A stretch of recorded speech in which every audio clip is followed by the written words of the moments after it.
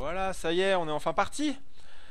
On est enfin parti sur Whirlwind, donc, hein, comme vous l'avez vu un petit peu avant au niveau de des pics et des vétos. Alors, juste le temps que la game se lance, on va Gwyn Oxymore qui dit ok, fin du stream à 20h45. On continuera ce petit jeu tout à l'heure. On va se concentrer sur les matchs. Donc, on est sur Whirlwind avec Dimaga qui est en haut, à droite, bleu ukrainien. Plus clair que ça, le bleu ukrainien. Ah, mais j'ai adoré ce qu'il nous a fait Dimaga là. Un petit smile de beau gosse. Je sais pas si t'as eu l'occasion de le voir. Ah si si, ça c'était du vrai beau sourire quoi. Ouais. Et puis donc, hein, le russe rouge qui est en bas à gauche. Bon, tu veux te tenter un petit prono ou pas? Moi j'ai pronostiqué Dimaga, parce que Ouais. j'ai fait le concours sur D'accord. le site de l'ESL, enfin celui des WCS d'ailleurs. Vous pouvez aller pronostiquer. Je crois il faut juste un compte Twitter pour parce que sont malin quand même, histoire de que ça devienne un peu viral. Ouais. Il faut que ça publie ton pronostic sur Twitter. Donc moi j'ai pronostiqué Dimaga pour celui-là. Ça peut me coûter Ok. cher parce que de toute façon j'arrête pas de pronostiquer contre Happy et il arrête pas de gagner. Donc il y a bien, mais je me dis qu'il y a bien un moment où il va arrêter quoi. Bah oui. Alors j'ai un bruit assez. J'ai une sorte d'abeille sur le son du jeu. Je sais pas si tu l'as aussi toi. Ah, moi j'ai coupé le son du clean fill, attends je veux te dire. Ok. Ah non, là Non non. non, ça vient de partir. Ça vient de partir. Bah écoutez, ça s'est fait beaucoup plus discret ce petit bruit. Donc si jamais ça vous gêne, dites-le, je baisserai le son du jeu. Sinon on restera comme ça. Donc, bien sûr, Funka à la manette, hein. Funka, StarCraft sur Twitter, qui squatte à Cologne, justement. Donc, ça en fait des Français finalement à Cologne, hein, entre Todd, Enileda, Funka, Stefano. Ouais, enfin, ouais, c'est ça, ouais, trois qui servent vraiment à quelque chose et puis il est là dans son rôle habituel, hein, qui ne sert De pas à grand pancartes. chose. Allez, en tout cas, on a un command center en premier pour enfin en premier, non pardon, il va faire Axe Expand pour Happy. Et de l'autre côté, on a eu une pull first évidemment pour une purée, je vais arriver à trouver mes mots aujourd'hui. On a eu une hatch first évidemment pour l'Ukrainien Dimaga. Je rappelle que Happy est russe et qui joue sans lunettes, tiens tu vois. Ouais. Et d'ailleurs, si tu regardes les caméras en bas, il est un peu penché vers l'écran. Il est en train, je pense qu'à la fin du BO5, il aura la tête contre l'écran, je pense. Histoire de bien Je sais pas, voir en les tout cas, c'est détails. vrai qu'il se met un peu près. On va voir en tout cas Dimaga qui sort ses deux premières queens en même temps que ses premiers Zerglings. Et ouais, et pendant ce temps-là, donc voilà, bunker de sécurité. Les deux qui sont. Alors, pas encore de partie scoutée, on a juste envoyé les Overlords pour l'Ukrainien, le côté russe. On a juste sorti les marines, hein, pas de report pour ce coup-ci.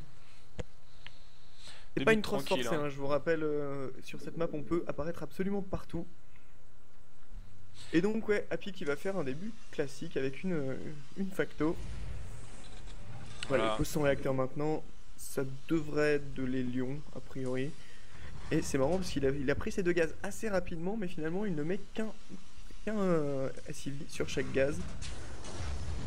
Ça c'est pas hyper classique honnêtement de prendre ces deux gaz si c'est pour laisser qu'un seul SIV dessus.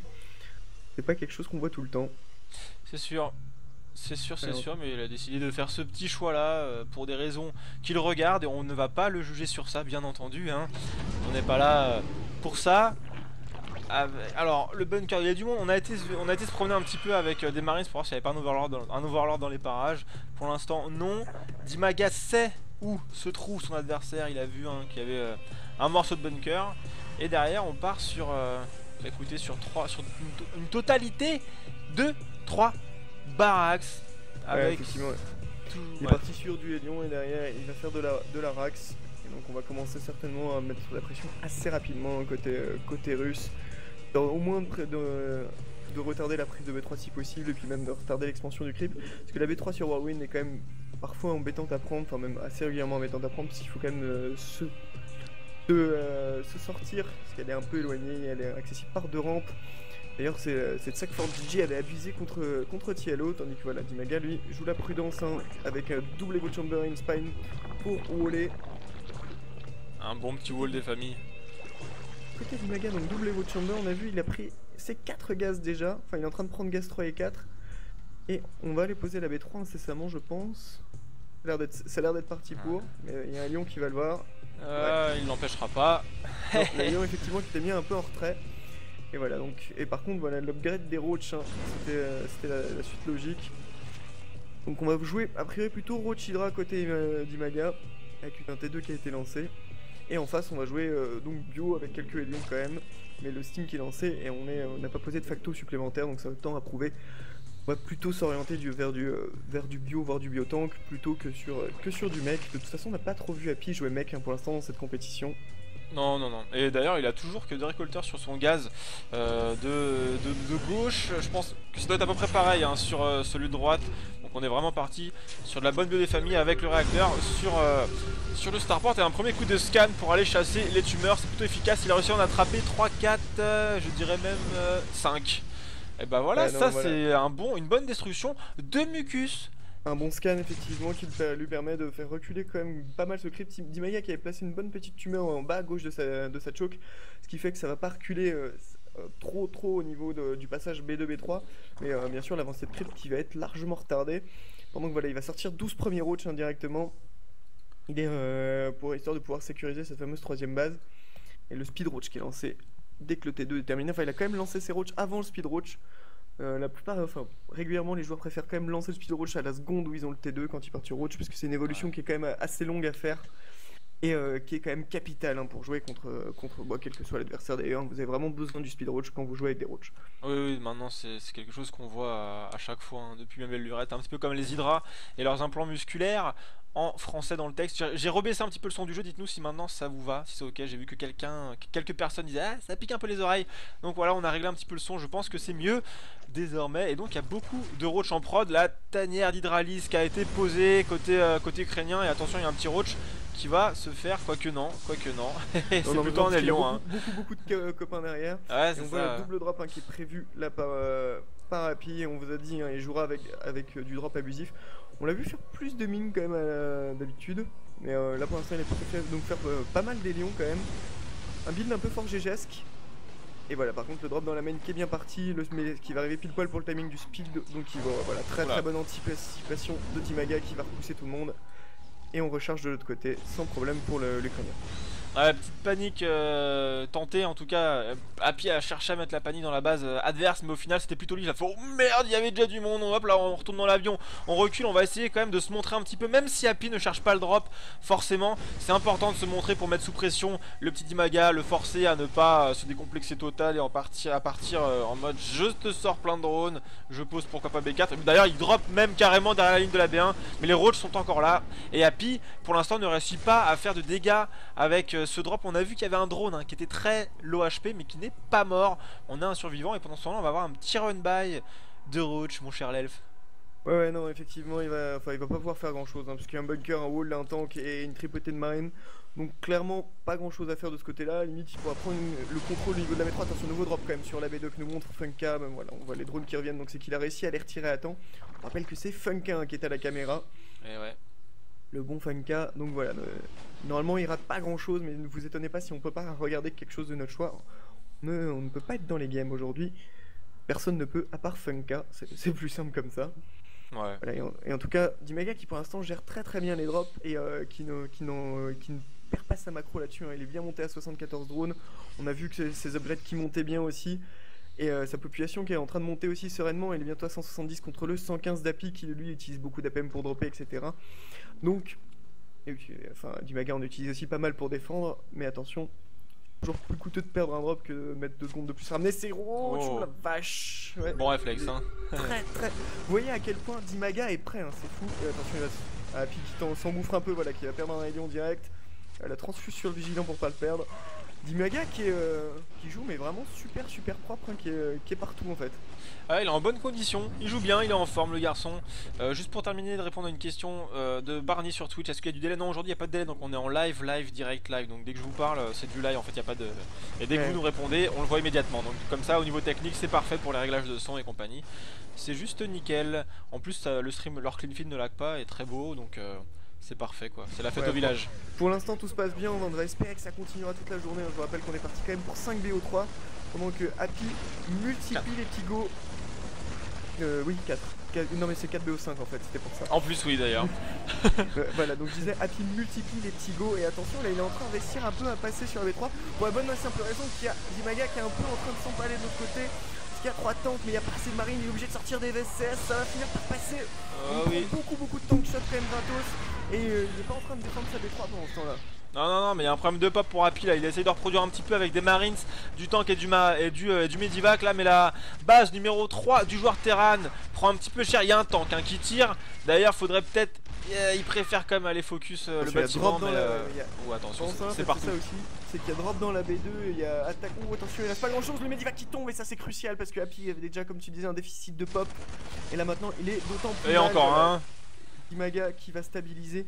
Et finalement Dimaga en fait qui aura vraiment, voilà, comme Funcal en cadre, 96 de pop contre 190, il pouvait se le permettre l'empalage.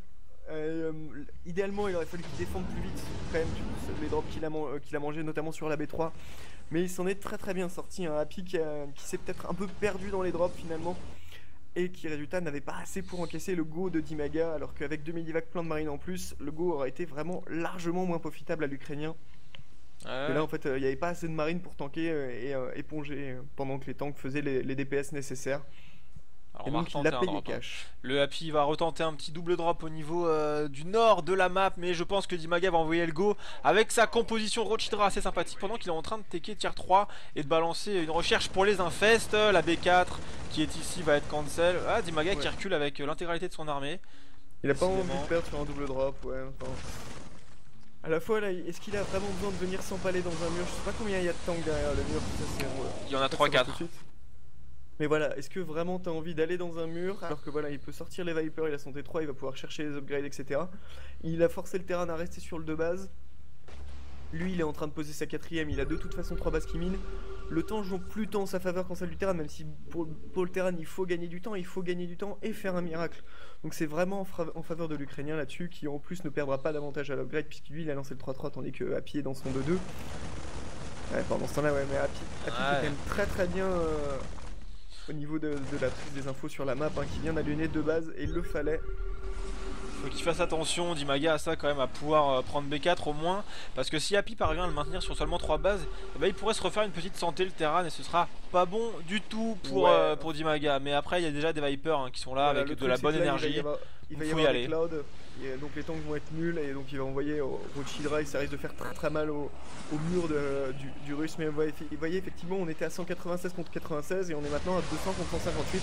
Attention, oh la vache, il y a quand même une belle masse de tanks. Voilà, on va essayer de sortir pour prendre une B3 ou Medivac qui s'en sort à 7 HP. On va essayer de sortir et prendre la B3 côté Happy. Et on va redropper encore, et là double drop, il a pas assez pour le contenir avec 3 hydras 1 roach. Non, mais bon, en même temps, en occupant le Terran à dropper, ça lui permet aussi de gagner un petit peu de temps pour TK. Donc il y a la cabane d'Ultralisk qui a été posée, plus 3 d'attaque comme tu disais, de défense. On a une 7B4, va falloir la cancel. Il l'a pas cancel, mais c'est pas grave. Il peut se le permettre de pas la cancel, il est quand même à 4500. Alors attention, il va falloir des bons clouds, voilà. Plus de clouds, plus de tank, mais attention, il en manque un au-dessus du... Joli. Double tank en moins, c'est ramené dans les clouds. Et là ça fait du mal là-dessus, les pompes de tank qui va vraiment fondre. Il n'y a pas de focus, cette pompe du Maga par contre. Il y avait... focus, et il retombe dans ses travers des games contre Torzain, il s'empale beaucoup quand il joue Rochidra. Et là-dessus, ça manquait. 3 Vipers, c'était peut-être un peu léger. Et par contre, 3 bases contre 3 maintenant. Dimaga qui voit l'avantage qui était absolument énorme qu'il avait fondre à vue d'œil pour le coup. Il a pas réussi à poser B4, donc forcément ça le met un petit peu dedans. Mais je pense que là, avec la composition qu'il a, il a des ultras. Il y a de l'infest aussi qu'on a vu sortir de sa base. Je pense qu'il va pouvoir envoyer le go dans le sens où Happy n'aura pas grand chose de plus par rapport au premier go, puisqu'il a réussi comme à choper. Combien de tanks il en a attrapé sur la fight là? Il en a attrapé combien? 4 tanks, non? Il me semble. Je sais plus s'il en a chopé 4. Il en a attrapé 4, j'étais en train d'hésiter entre 4 et 5. Moi, il en a grab 2 et ceux qu'il a... Ouais bon on va dire 4 ou 5. Donc bon, avec un bon go, un bon paquet d'Ultralisk pour divertir tout ça. Et puis derrière le DPS des roches et des hydras, ça pourrait le faire. Il refait aussi du Viper parce qu'il sait que les clouds sont quand même indispensable. Attention, les tanks pas siégés, il va en perdre 2 avant même de pouvoir faire une volée. Mais il y a beaucoup trop de tanks quand même, une bonne fungal qui est mise, mais voilà, les ultras qui arrivent derrière et qui mongolisent un peu. Oh non, c'est pas bon. Voilà, prise de fight qui est tellement favorable à sur le coup. La Dimaga qui s'est un petit peu raté sur cet engagement. Alors les ultras ça tank bien, il arrive à se débarrasser d'un tank, 2 tanks. Il n'y a plus de tanks justement sur les lieux de la bataille. Là, Mais il va les Dimaga qui est un perdre. peu sloppy mais qui peut se le permettre. Hein. Regardez la banque. Hein. Ah, par contre, il y a un manque de gaz quand même énorme sur Dimaga. Ouais. Ça, c'est le fait d'être maintenu sur 3 bases.